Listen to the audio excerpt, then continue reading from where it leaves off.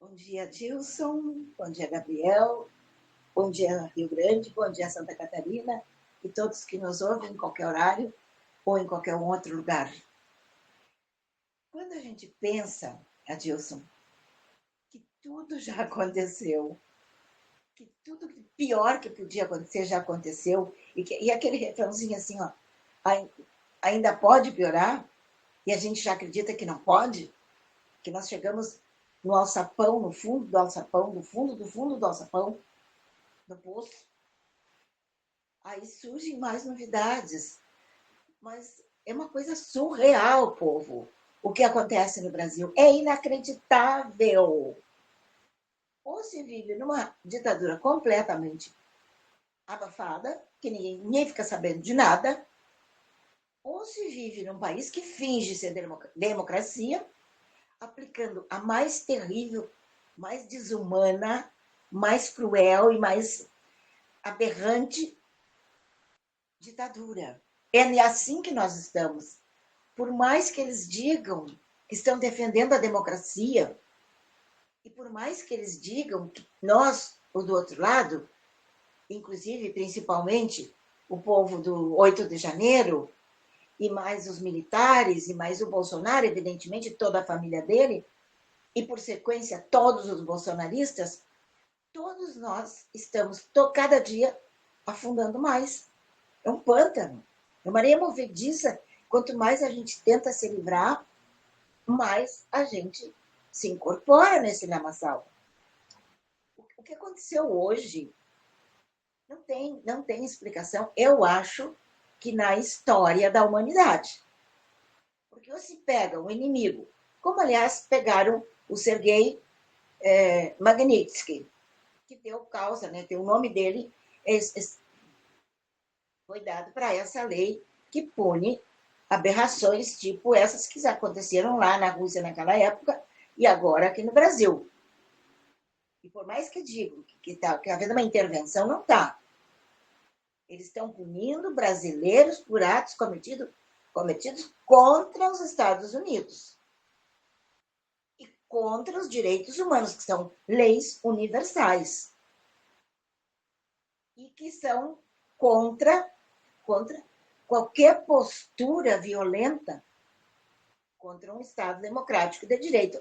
Só que, né, essas três palavras, Estado democrático de direito, tem sido para nós uma aberração tão grande, uma visão tão distorcida da realidade, absolutamente nada a ver o que se diz com o que se faz, e nada tem a ver, não tem nenhuma correspondência com os atos praticados por aqueles que eles dizem que são os vilipendiadores da Constituição e do Estado democrático de direito.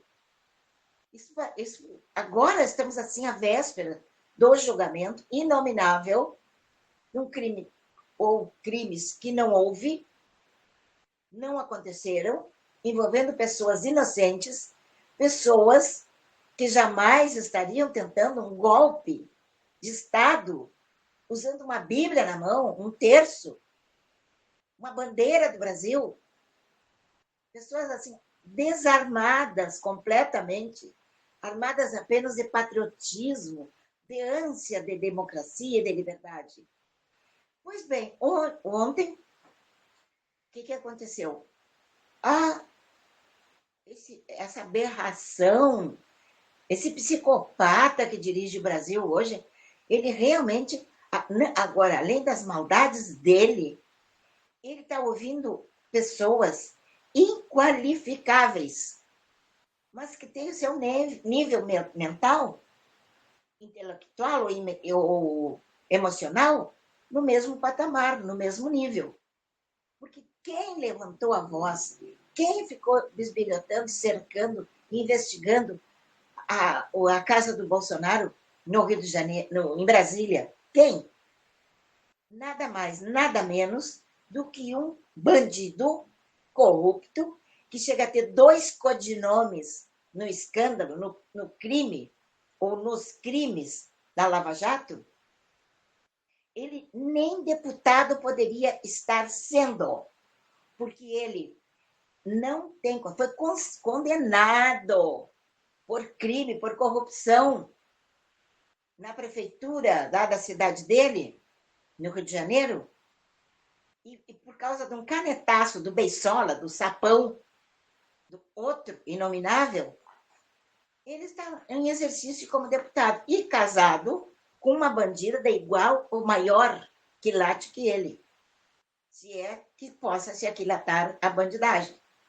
O nível de maldade, o nível de criminalidade está assim, ó,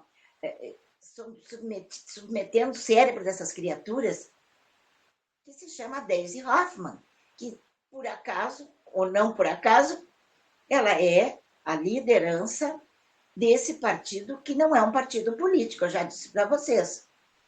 Que ele é um filhote, uma sequela do Foro de São Paulo. Então, tem vários partidos no Brasil, de centro, centro-direita, um pouquinho centro-esquerda, e tem a esquerdalha, que é o Partido das Trevas, que não é partido, é uma facção criminosa. Isso há anos, pessoas que hoje estão no governo do Cachaça já vinham dizendo que isso é uma quadrilha, é uma facção criminosa. E agora estão como vice-presidente, que disse que eles iam voltar à cena do crime. E nunca escondeu que o PT fosse uma facção criminosa, no conceito dele.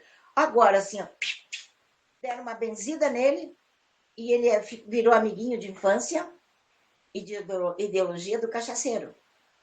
Esse Alckmin, gente, esse homem não tem caráter, não tem vergonha. Ele é um covarde, graças a Deus. É bem covarde. E quando ele age, né, por baixo dos tapetes, ele age em secreto. Já nem é ouvido mais nem pelos pares dele, que são tudo gente da mesma laia, só que talvez um pouco mais bandidos, porque ele é bandido mais ou menos relativamente novo. Não que tenha sido inocente no passado, mas não era uma criatura assim, era um político respeitado. Depois ele assim abriu mão, ele desistiu de toda a fagulha de honestidade que pudesse haver nele. Depois de tudo que ele disse do cachaceiro, foi ele que o cachaceiro quis exatamente para provar, ó, que o inimigo tinha se dobrado ao charme, à liderança, ao carisma dele, e veio como vice-presidente. Então, agora, esse Lindenberg Faria, dizem farinha do mesmo saco, tanto do Xandão como do cachaceiro, como de todo o Supremo Tribunal Federal, com duas exceções, se é que nós podemos contar, porque tem gente que ainda, às vezes, vacila e acredita um pouquinho no Fux. Eu já não, nunca acreditei. E agora menos ainda. E ele é um dos piores. Por quê? Porque ele se veste de anjo, ele se mostra para nós com uma cara, ninguém que está praticando política, que tem participação ativa há mais de 10 anos, já não acredita mais nada dele. Sabe que ele é um falso, um hipócrita, e que só vai para o lado que beneficia ele, como a maioria das pessoas. Só que ele não finge. Não finge. Quer dizer, não finge. Ele finge que não é totalmente do mal, porque ele, de vez em quando, dá umas tapinhas de gato, assim, para parecer que ele não é um mau ministro. Tanto que ele faz isso para enganar e engana, que ele é um dos que ficou fora da punição da cassação dos vistos. Não estou falando da lei Magnitsky. Eu estou falando nos vistos, que foi Xandão e todos os outros, com exceção dos dois que foram colocados pelo Bolsonaro e pelo Fux. Isso é o que ele queria. Parecer santo, sem ser nem um pouquinho. Um canalha também. E eles decidiram... Ali eles não, né?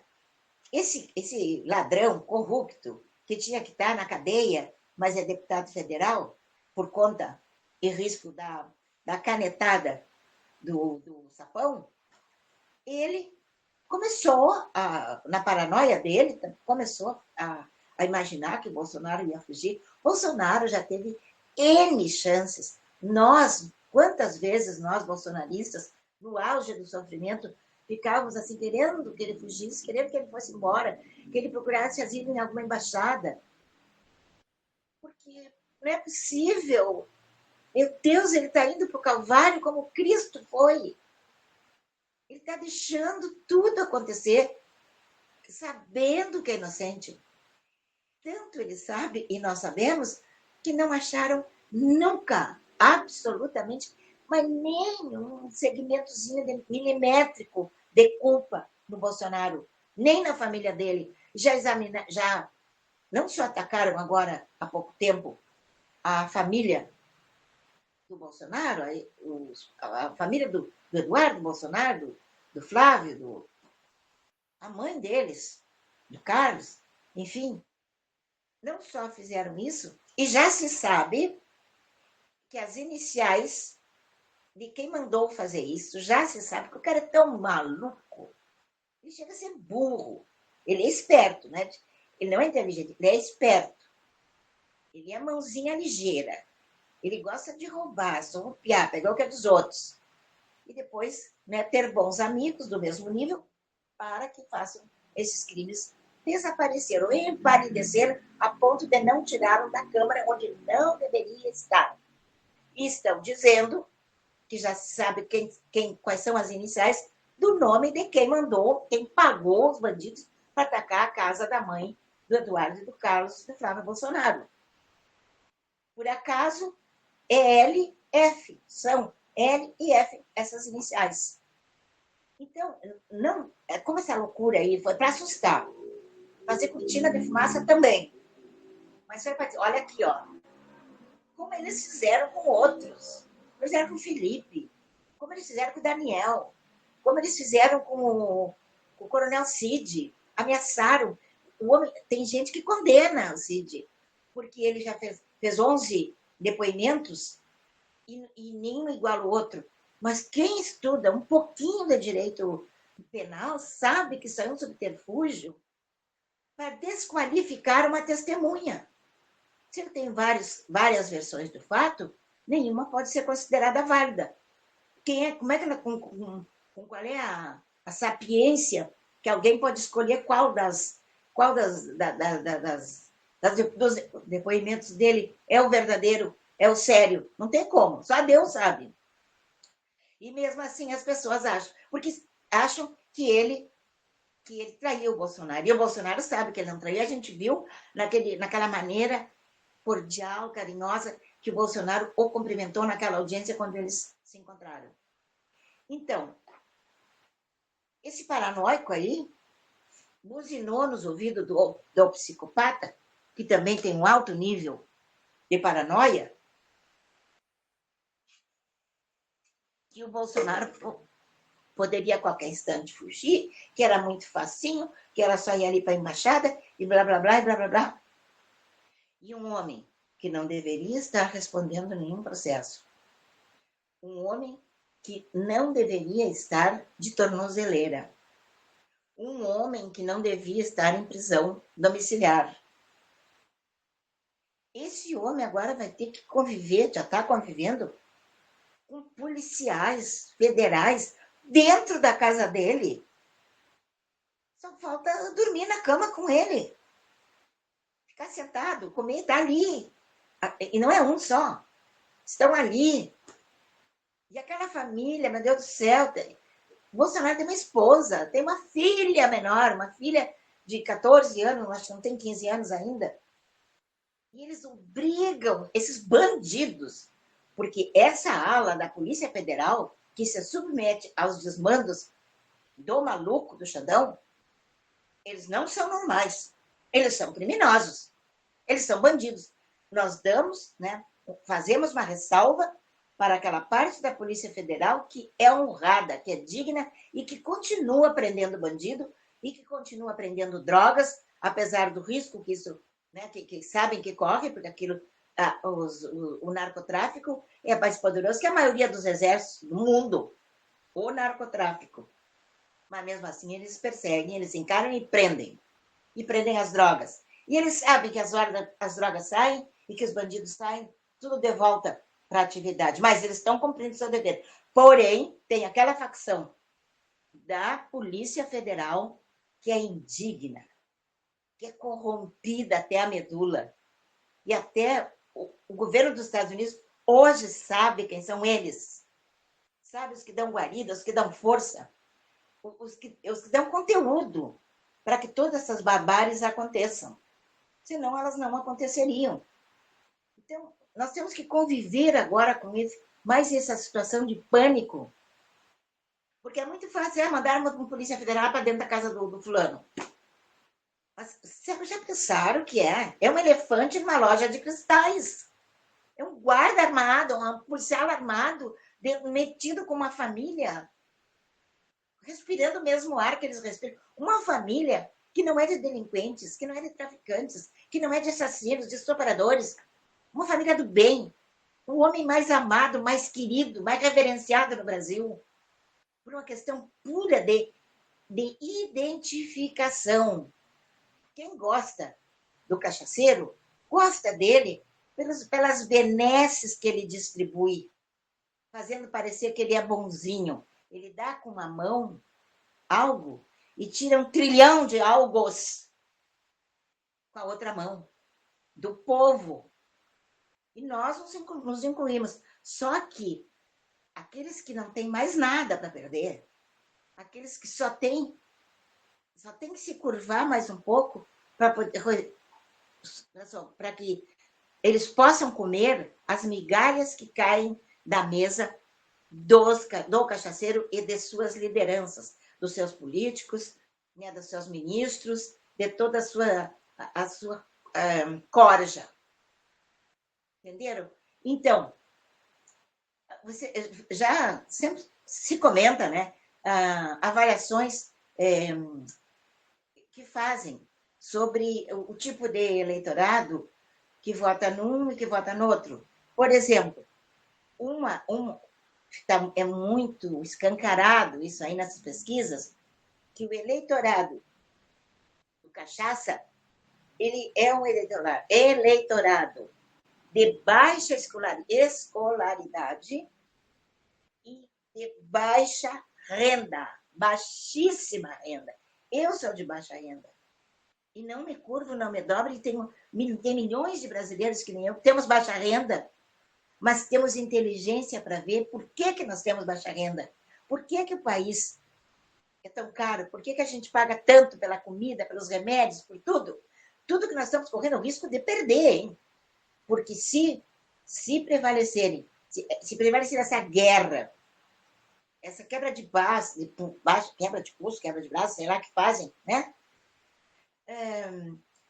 Do desgovernante brasileiro com o governante, com o grande presidente Trump, se ele aplicar mais uma sanção em cima de nós não teremos mais acesso a toda a tecnologia, inclusive os remédios, os aparelhos de medicina que vêm dos Estados Unidos. E eu já falei para vocês outro dia, assim, especificando cada uma das perdas que a gente vai ter. Mas, deixo, né, que fique bem claro, hoje friso mais uma vez a questão dos medicamentos, né, dos equipamentos de medicina e equivalentes que vêm de fora e que nós não poderemos mais comprar, de tão caro que serão. Então, vocês vejam, por quê? Por quê que o eleitorado do cachaceiro é esse de baixa renda e baixa escolaridade? Porque são aquelas pessoas que, você sabe, simples, ignorantes, que acreditam em qualquer besteira que disserem, e que já estão aqui, ó, já estão trabalhados há anos, há décadas, nesse discurso mentiroso, demagógico, fingido.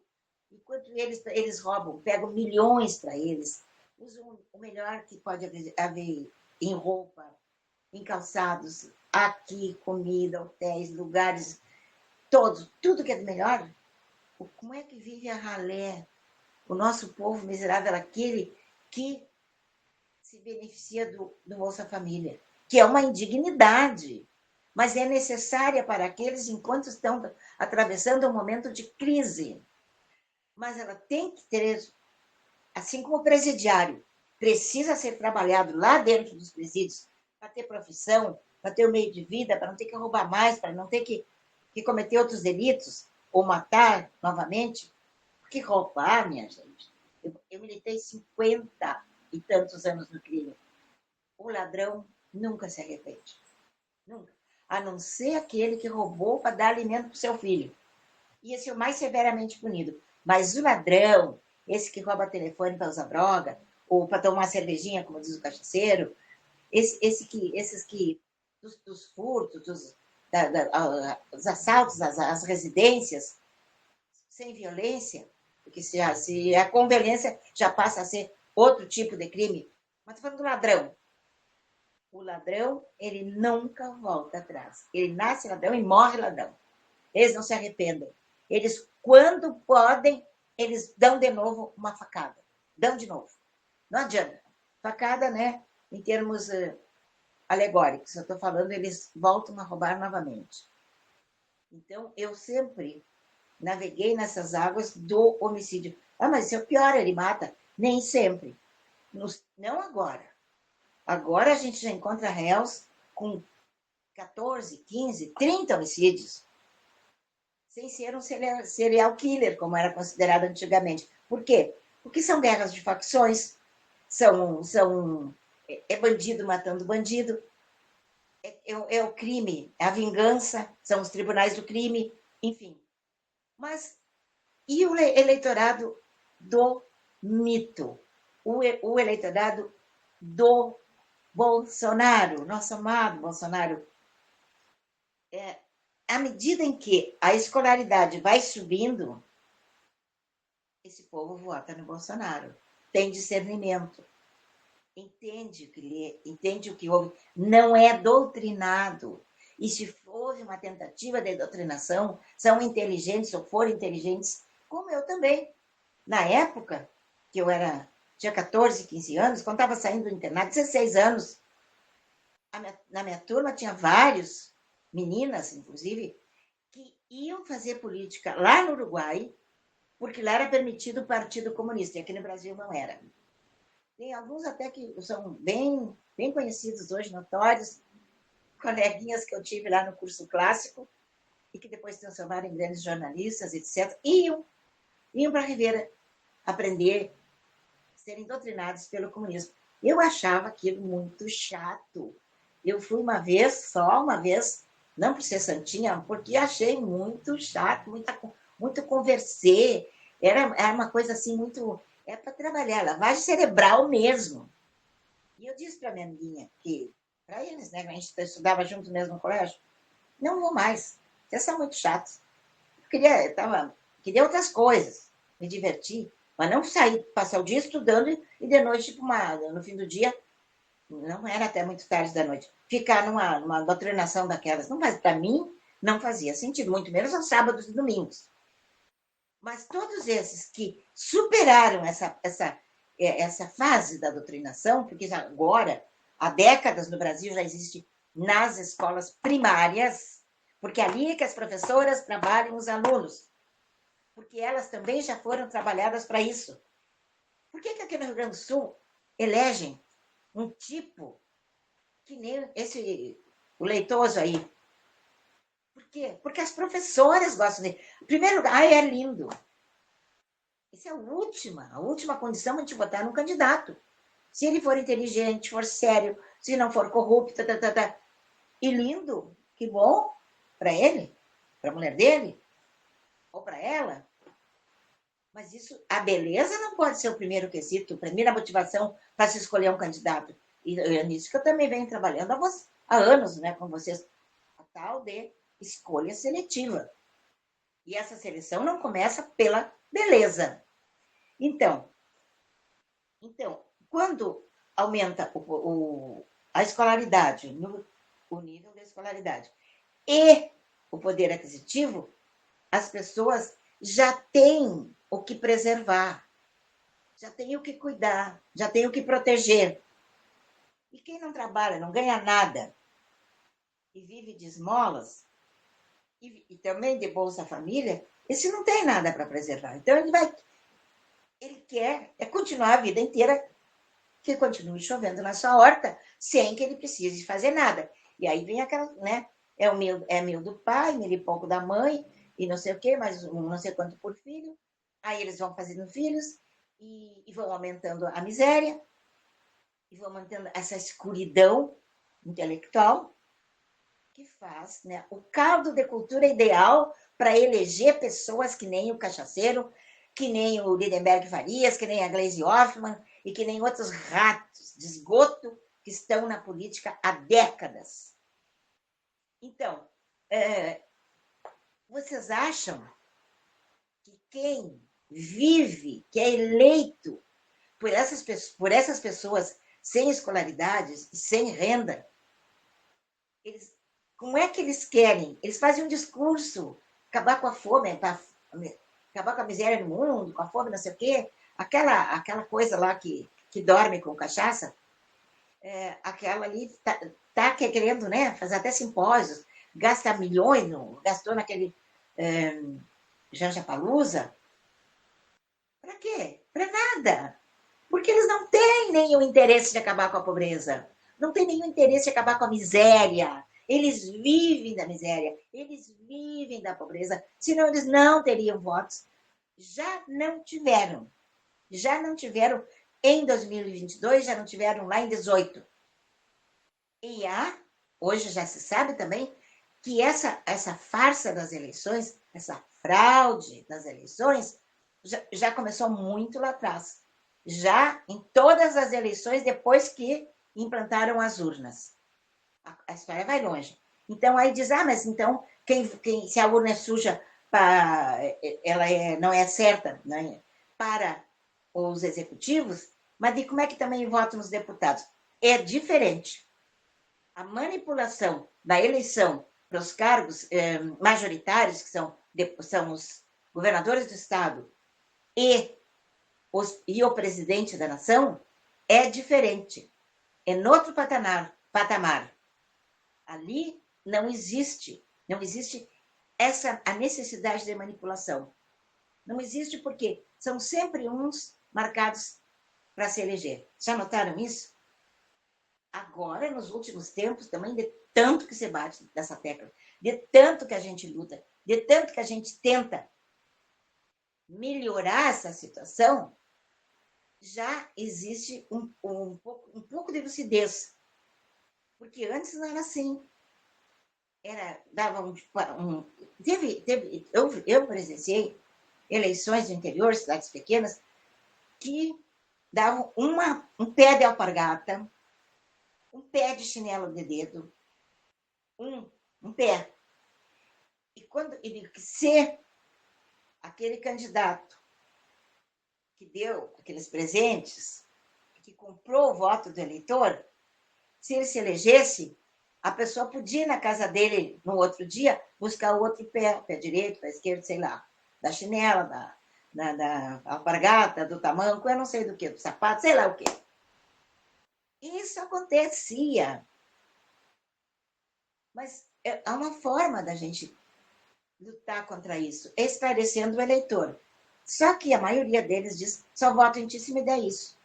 E é bem assim. Eu concorri em N eleições e sempre fui derrubada, em primeiro lugar, pelo partido que eu estava.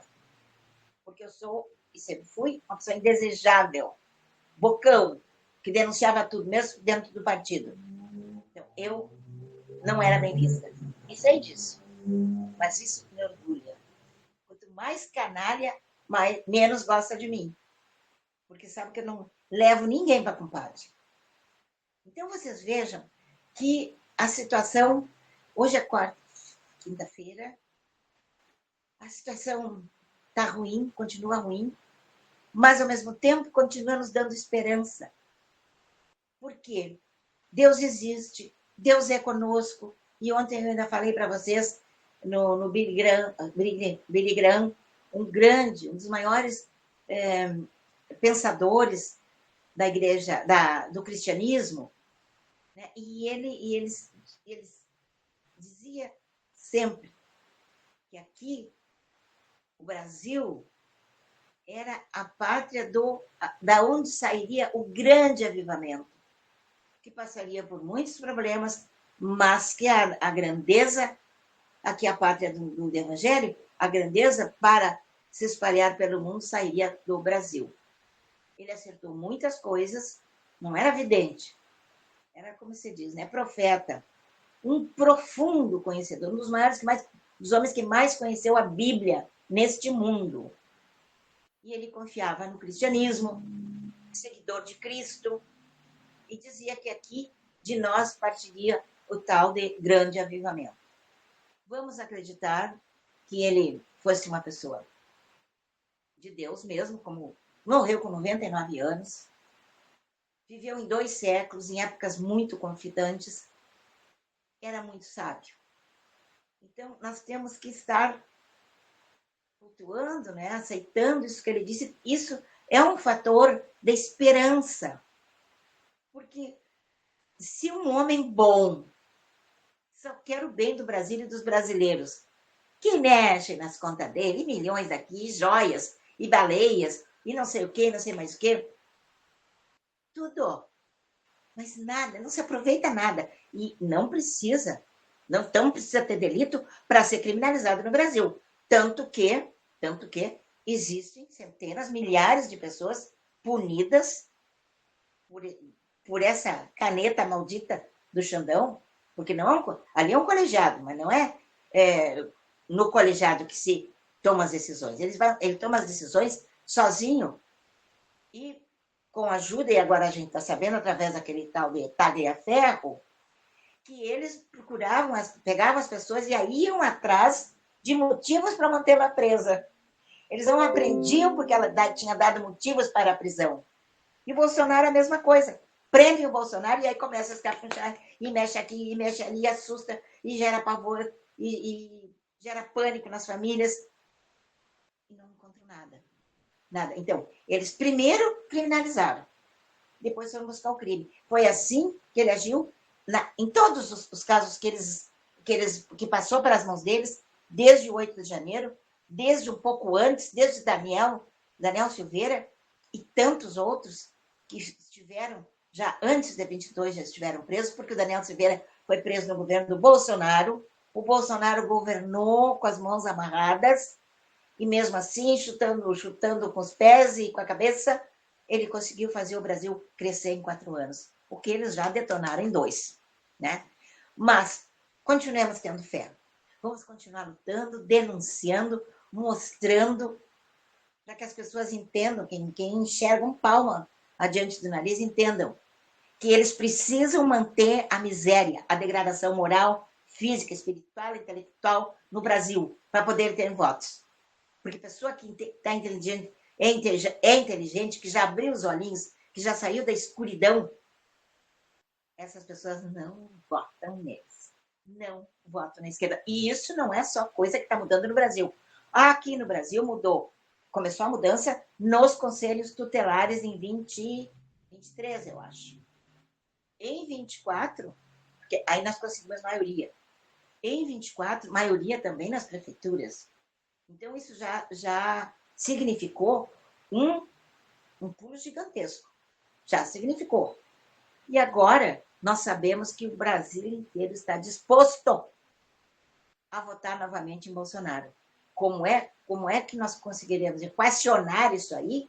Nós não sabemos, mas que é possível, é. Que é legal, é. Que é factível, é. Então, vamos esperar por isso. Orando, né, dobrando o nosso joelho, entregando a nossa vida para Deus, para que nós possamos ser, no futuro bem próximo, a pátria do Evangelho. Que nós possamos ser o povo esse do avivamento, que vai iluminar o mundo. Eu amo vocês. Por hoje é só. Até amanhã.